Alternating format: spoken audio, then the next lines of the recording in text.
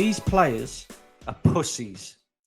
Bottle job pussies. And it's the same players that let us down last season that let us down again tonight. Now, Bro, 1 second. shut up, Bro, Miguel. come Let on, me bro. talk. No. What are you talking about? No, No, you will get your opportunity. Nah, bro. So shut up. That's over. No, That's no, out no, of no, line. no, no. That's out of You will line. get your That's out of opportunity line. to talk. Out of line. Hey, you're a prick. Hey. Oh, Arsenal fans, man, this is worse than the result, really. Fucking hell, man. Some things ain't going to be explained, my G. Fucking hell, blood. Bro, the meltdown was coming, deluded, bro. And you know what I rate about you is you just kept it composed the whole time because you know your club, bro. Like, and that's why I ain't even got smoke for you today. Because I from the appreciate that. very You're a better beginning, man than me, man. because you know what it is, yeah. Every single week, man was saying 1 game at a time, boom, boom, boom. Your fans were getting carried away, blood.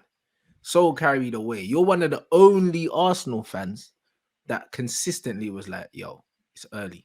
It's early. It's Calm early. down, bro. Man, have to be calm because again, like obviously you're gonna ask me about City. Their mistakes in the City game, they were there against United, they were there against Leicester. They've been there all season, man. Like, fam, there's nothing to say, man. Crumbled, didn't it? Like the man crumbled. They gotta get on with it, bro. Like it's like someone said, their football's a humbler, man, and it's just the self implodingness that I can't take really with our. Bro, but we saw it coming though, Saw it because coming, man.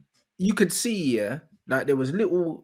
I've said it throughout the whole season consistently. Your performance against Fulham was an eye opener for me because you beat them, but it wasn't comfortable. West Ham and Villa as well. West Ham and Villa weren't comfortable, and there was another game. You can slice it Brighton away in Leicester in the sense of they were Leicester. but It's we the made Leicester it, one. Kind of effed up. Yeah, bro. You was making games more difficult than they needed to be, and I was like, Do you know what I mean? The Leeds game as well, bro. There's been signs, bro. Do you know what I'm saying? I'll give us a blind for the Leeds one, car. It was one of them, but the rest, facts, man. Brentford and Everton, 100%. Yeah, there's been signs, yeah, that everything's not all right in the camp, bro. And over the last few weeks, yeah, Gabriel's been the better of your 2 centre backs, and that's always a worry, you know, like that, because Saliba started the season well, and he just started to look nervous. There was a few times yesterday where Haaland was pressuring him, and I was thinking, bro, like, what are you doing? There was that time where he let the ball bounce where he didn't need to let it bounce, and Haaland just nudged him, and he ended up fouling him, and little things like that. It's like he's hesitating now, like. I just see little things in your players, and it's the lack of experience, bro. Do you know what I mean? These guys haven't been in high pressure situations. Now it's expectation, and it's showing. It's showing now. Like you said, it's starting to show. Like I actually felt Saliba did all right yesterday. I think Gabriel did, but again, Gabriel shoots himself in the foot with these bozo genes. Haaland will do that. I think Saliba's reaction to obviously getting bullied by Evan Toney was good. But it's like you said, man. It's like we've been able to ride this high of our form. We've been putting results together. That's kind of like why I liked the first half of the season. It was winning games because in previous years. At the end of the day, we're still second. Forget this title challenge stuff. We're still second. You're still on course to get Champions League. So it's about the floor. It could be better. It could be worse. But you're relying on young players to play out of their skin week in, week out. Normally, they're going to go through negative runs. A couple more of the experienced players have lost their juice. Obviously, there was no Jesus or no Partey yesterday, but I don't really care about that because when you do or don't do things in January or the summer, you sign up for performances. But it's like you said, bro, it's naivety, it's immaturity, it's playing with fire, it's silly mistakes. Like watching the game again, bro, it was like 2 different teams in the second half. Like first half, fair enough, we made a mistake, but we relatively held it out. Second half, City started cooking us even before they went to 4 at the back, and the 4 at the back was the icing on top of the cake. You're a coach, so you know the best footballers, you ask yourselves the best decisions. You know, should I drop? Should I cover? Should I do this? Should I do that? Tomiyasu's ramping, Gabriel's ramping. The third goal as well, Xhaka and Gabriel are ramping. Trossard's not done well enough. Tomiyasu has to tuck in and be narrow. Don't know where Saka and Cole are. I was for Grealish's goal, I was kind of onto Ramsdale, but there's a deflection. But it's just a series of errors, and it's the last half an hour of games that obviously we beat you lot, but we took the lead. I think we made it 2-1, and then we conceded in diabolical circumstances. This is the sort of thing that if you're trying to go for top 4 and in comparison to a few years ago, fair enough. But if you're trying to look at the league table against a City team where you have to be perfect, it's a myth. It's absolutely a myth. Boy, it's 100%. And you know what's mad? You know when I knew you man were done? When Pep when Pep put Bernardo right wing, yeah, and he That put was on it. a proper Finished from defender. there. As soon as he done that, that was like, yo, we're going for it now. Fuck this. That's the game You know management. what That's the difference between Yeah. him and Mikel Arteta. That's the master against the apprentice, because that's the one thing. There's been times Arteta's done it, but that's the difference. Like, this is the thing with Arsenal. I do think we can work on something all week. We can implement a game plan, but once there's a spanner in the works or there's something to adapt to, that's a teething problem of ours, regardless of who was there, really and truly. Like, again, like you said, Bernardo changed it, but honestly, second half was like two teams. Like, we was at their mercy. We started getting it, obviously, like you saw, they were time wasting, they were rattling us, we're getting frustrated, we're not doing the basics, and we played into their hands. And you saw away from the obvious quality City have dotted around the team, why they've got that territory that we and a lot of teams would aspire to have. That's the levels, really. That's the benchmark. And this is what I'm saying, bro. And like the thing is with the game yesterday, like you said, you saw it, the game management, you saw the experience, you saw it. Do you know what I mean? As soon as City went up, a game was over, bro. You know, like that. And they were always gonna hit you on with the sucker punch and get the third, bro. And that's what like it was football's always about. gonna Sometimes happen. you have to learn you have to lose in a certain way. That third goal shouldn't be happening. The first shouldn't be happening. None of them should have been happening. But this is the difference. You can't play well for 20 minutes. You can't play well for 45 minutes. You need to, if you play with fire, again, like football's played in the middle half of the pitch. It's decided in both boxes. We, second half, we lost the midfield battle. We weren't effective in scoring goals or creating chances for the half chances we had. And we didn't defend well. So we didn't win, bro. So that's why we're talking about this. But 100%, but this is exactly what I'm saying, bro. And I saw this coming from a mile away, bro. And it's like, when man are like, oh, like it's salt on that, bro. It's not salt, bro. I watch enough football, bro.